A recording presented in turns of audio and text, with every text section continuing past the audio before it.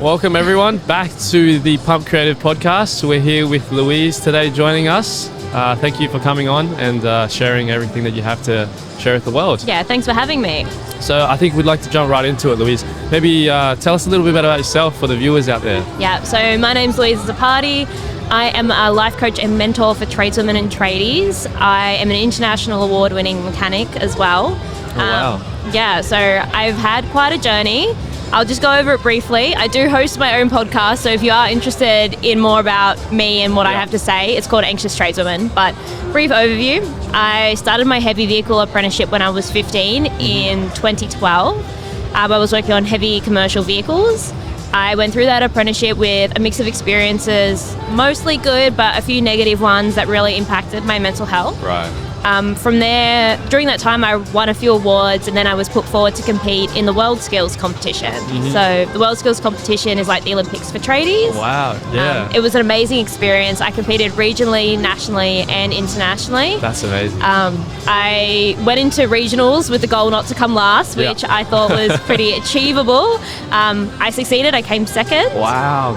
And then, thank you. And then I was put forward to compete in the national competition, where I was the first female to compete in the heavy vehicle competition, and then I was the first female to win, which was amazing. And then I competed in the international competition that was held in Abu Dhabi in 2017, and I placed 4th in the world out of 16 countries there, representing Australia. There you go. It was an amazing experience, but it was a real eye-opener for me because I was the first female at this level in nationals and internationals. Yeah.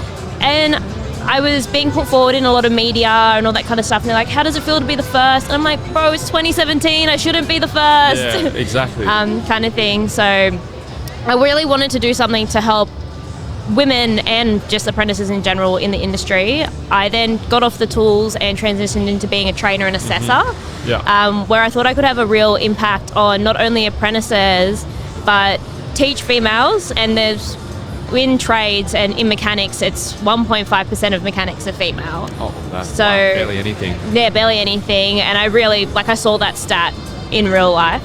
But my kind of view of it was, if I'm teaching apprentices as a woman in the industry, showing them that I know and I have knowledge, these people who will then become leaders, and training other apprentices, they will have hopefully no bias against women because they were taught by a woman. They know that women can do it. That's right.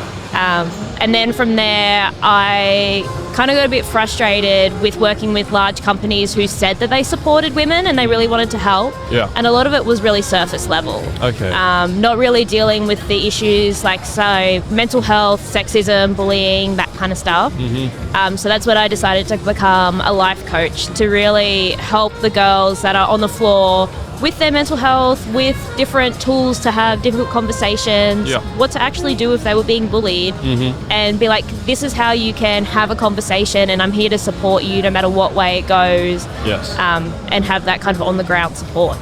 Cool. So I think we can dive a little bit deeper, if that's all right, into, I guess, the surface level promotion that all these bigger companies are doing, that they're saying that they're doing for women in trades.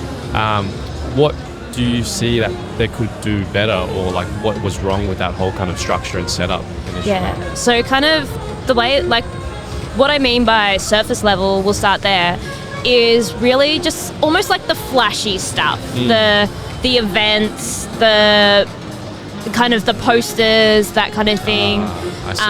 One example I like to use is when they do an apprentice intake. So they really, a lot of businesses have quotas or percentages of how many women they want in their intake. And they always have intake photo. Look, 50% female intake. Oh my God. But they don't show the graduation photo. Because how many of them make it to graduation? We really don't know. There's nothing really to show off there, because I couldn't find the backing for this stat, but I read it somewhere, but 74% of female apprentices don't complete their apprenticeship. And the national average is 45% of apprentices don't complete their apprenticeship. And that's something that I've seen in real life as well. And it's kind of like, support isn't a one-size-fits-all kind of thing, With apprenticeships in general, people drop out because, it's not what they thought it was and it's not what they want. Totally fair enough. Yes. But there's other reasons why people drop out. The money, bullying, the overwhelm of learning. Yes. And I think this is really something that we can help all apprentices with. Learning something new is overwhelming. Yes, that's just it. For sure. And if you're a kid, like say in your teens, doing an apprenticeship, you're not only learning the trade, which comes with new people, a new workplace, a new language, the industry language, the language of that business. You're learning to be an adult at the same time. Definitely. It's a lot. It's very daunting. Yeah. And this looks different for everyone because I was really lucky. I lived at home. My parents were super supportive. But I know people that don't have the support of their parents. They don't have a good community around them. Yeah. And sometimes they just need someone to be there for them. So a flashy event is nice, but who checks in with them every week? They don't have someone to go home and debrief with. Exactly. So it's really kind of, flashy, surface level stuff, nice, because it's flashy, like la-di-da. But who's doing a weekly check-in on the reality of what's happening with, apprentices, people, and where I fit in is especially with the women. What's your week look like? Have you had a good week? Do you need help to make next week better? Right, yeah, very well said. I think that basically sums up, the experiences that women go through in trades and the challenges that they face. How would you suggest that these bigger corporations can kind of remedy that and, include people? Would it just be purely, I guess, assigning them and teaching the managers that take care of all these new apprentices to have like a more, I guess, intimate one-to-one with their, colleagues to make sure that they're doing okay? Or is there anything else that you can maybe suggest? Yeah, so one thing in this, like the one-to-one is really good, and it, like, I feel like, quote unquote, back in the day, it used to kind of happen naturally I like to say it as a way, like, you have like a work parent. Like when I was an apprentice, I had like a work dad. And it was such a great relationship. Someone I could go to for support that was, industry, could mentor me in my trade, but I could also be like, hey, my supervisor's being a bit of a wanker. Can you help me with this? But with the skills shortage at the moment, everyone seems to be so run off their feet. So even if we do educate supervisors and managers, sometimes they purely do not have the time. That makes sense. And with this, I think one solution is to use external help. So there's people like me, so I do life coaching for women in particular, and I can come in as an external, whether it's catch up with your person once a week, once a fortnight, once a month. I've got a few girls that their business employs me to catch up with them once a month. We do a check-in. I make sure everything's okay. If something's not okay, I help them work through a solution to make it okay. And having these external people come in and give them that bit of love that they need absolutely can be really, really valuable. There's people, so there's me. I believe you've got Aaron coming up a bit later today, so he's another person. There's a few of us out there that are offering this external support that large companies who may be experiencing a skill shortage can take advantage of. And in saying that, it's not that the companies can't do it themselves, but sometimes they literally don't have the time.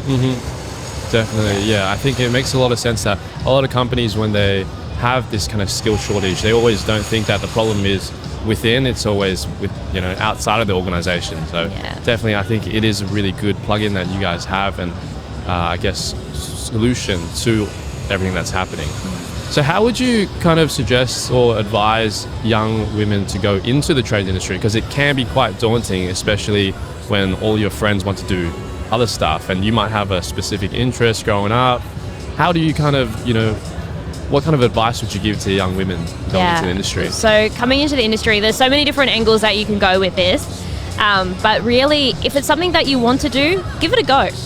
I think one of the main pressures on kids, people leaving school, is that they feel like their next step is a decision that is going to impact the rest of their lives. True and not true, right? You're just deciding your first step. So if you're thinking a trade might be for you, then that is fine. Give it a go. And if it's not for you, that is totally fine. But I kind of, you got to give it a go first. And then leading on from that, for women especially, and even for the guys as well, I believe that work experience is more powerful than a resume. Oh, definitely. So I always encourage everyone to rock up to a workplace dressed in work gear, so you could almost just step straight into the workplace. Have your resume or not, either way, but ask to do a work trial. Ask, hey, for me personally, I did work experience in my school holidays when I was in year 10 because I knew senior school is not an option for me. I personally could not think of anything worse than sitting in the classroom. So I went and I had my work boots on and I just said, hey, can I do work experience here this school holidays? And, went through the process to get the paperwork from school, did my work experience. Some of the businesses, they had taken on apprentices, so they didn't have space for me. Yes. But having that work experience on my resume, having a reference was really, really powerful for when I went to the next place. And that is how, at the end of year 10, I had an offer to go into a pre-apprenticeship course, to go into trade school, and I had 2 apprenticeships that I could have taken. Right. So that work experience, especially for women, it really, unconscious bias can be there in face value. But if you are in the workplace doing the work, there's not like, oh, you're a woman, you can't do it. It's like, I'm here doing the work. You can't tell me I can't do it. Exactly. For sure, yeah.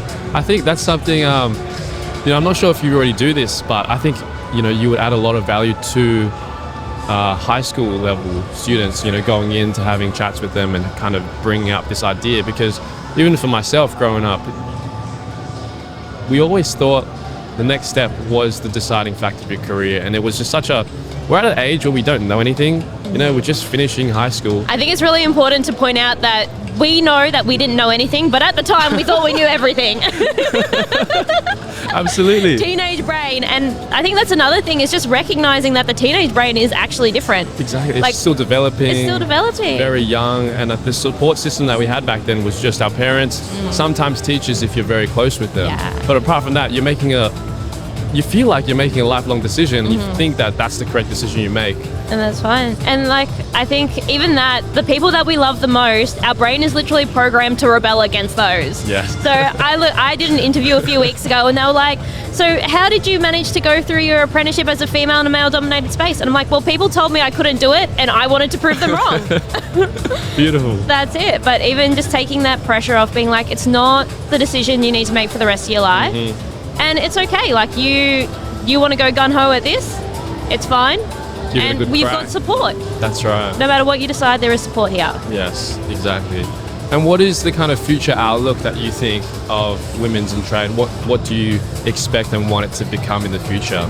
Yeah, so I'm kind of in it. I'm a bit realistic on the percentages. So typically when you talk about trades in general, it's 3% of women are tradies. Yes. I know in the mechanical space, and especially in the heavy vehicle mechanical space, it looks more like 1.5%. But I really want people to go into their next step in their careers with all the information. Right. I kind of believe knowledge is power.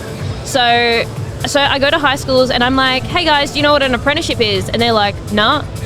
And it's kind of like, hey, this isn't what an apprenticeship is. You can learn on the job. And they're like, oh my God, this is an option for me. Yeah. And just having that, giving people all the information they need to make an informed decision on what they want.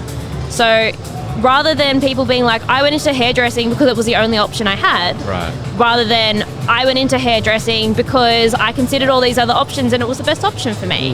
Like that's what I would love to hear more of. So the percentages will probably still stay pretty low for women. Yep. Hopefully we get them up to 30%. I feel like that is a very reasonable kind of goal. But just knowing that people are going into jobs with all the information they have to make an informed decision.